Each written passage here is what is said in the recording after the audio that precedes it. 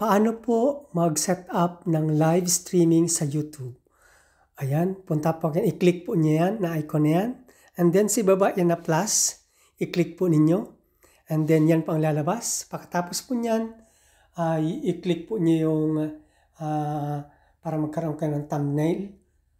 Ayan, tapos yan na may arrow na yan, i-click yan. Tapos yung yan na parang ballpen sa left up corner. Ayan, i-click din ulit. And then pagkatapos niyan, yan na pa ang lalabas. And i-click yun niya yan sa ibaba na take thumbnail. Yan. Yan. Para, yan na po.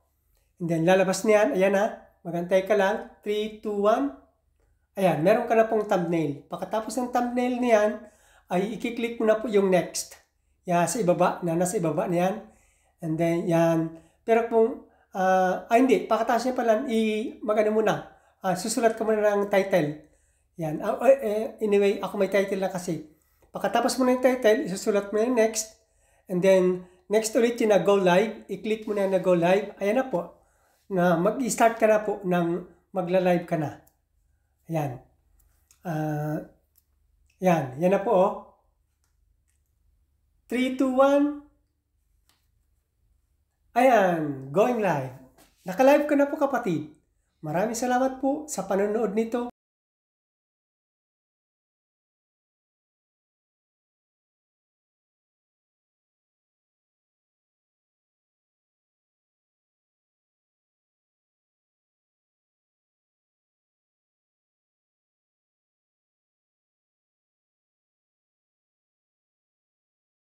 At kung nagustuhan mo po ang video ito, ang tutorial na ito, please like and share and please write your comment below on this video.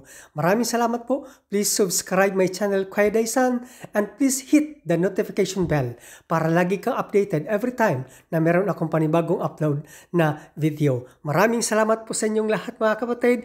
Hanggang sa susunod na aking video. Bye-bye and God bless you all.